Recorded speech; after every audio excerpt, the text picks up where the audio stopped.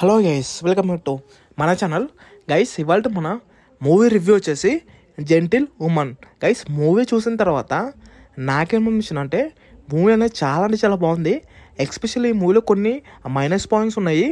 ఇంతకీ ఆ minus points ఏంటి అనేది ఇన్డెప్త్ రివ్యూలో చెప్తా. సో దయచేసి ఎవరైతే మన ఛానల్ని ఫస్ట్ టైం చూస్తున్నారో ఇలాంటి జెన్యున్ రివ్యూస్, జెన్యున్ టాపిక్స్, ఇంకా జెన్యున్ అప్డేట్స్ కోసం మన ఛానల్ని సబ్స్క్రైబ్ చేసుకోండి. ఇంకా ఈ మూవీ బేసిక్ స్టోరీ వచ్చేసి గైస్, యాక్చువల్లీ మన అరవింద్కి ఆల్రెడీ మ్యారేజ్ అవుతుంది మన హీరోయిన్తో.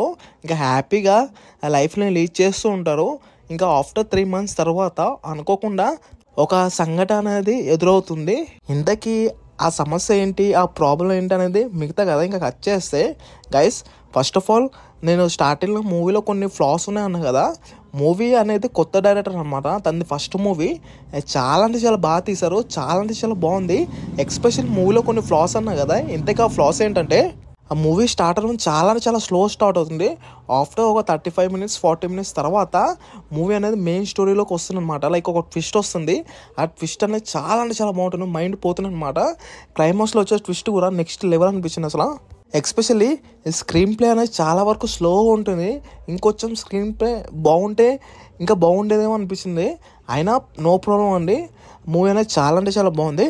యాక్చువల్లీ మన అరవింద్ అనేది లైక్ కనిపించరు. ఇంతకీ అరవింద్కి ఏమైంది, అసలు ఆ ట్విస్ట్ ఏంటి, ఆ ప్రాబ్లం ఏంటి అనేది చెప్తే మళ్ళీ స్పాయిలర్ ఇచ్చేసావు అని అనేస్తారు లైక్ వీడియోలో కింద కామెంట్స్లో. అందుకనే స్పాయిలర్ అనేది ఇవ్వదలుచుకోలేదు.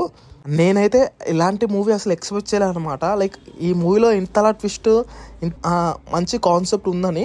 సో ఫైనల్గా ఎవరైనా వాచ్ చేయాలనుకుంటే ఇది అమెజాన్ ప్రైమ్లో ఈ రోజు నుంచే తెలుగు లాంగ్వేజ్లో కూడా యాడ్ చేస్తారు. సో తప్పకుండా వాచ్ చేయండి. ఇంకా ఫైనల్గా ఇలాంటి రివ్యూస్, ఇంకా ఇలాంటి టాపిక్స్ కోసం మన ఛానల్ని సబ్స్క్రైబ్ చేసుకోండి. సో ప్రతి వీడియోలో భయ ఈ సంబంధించిన మూవీ కూడా రేటింగ్ ఇవ్వని అంటున్నారు. సో నేను 5కి 3 ఇస్తాను. ఇంకా ఫైనల్గా ఇదిగా ఇంకా ఇవాళ మన రివ్యూ వచ్చేసి జై ప్రభాస్.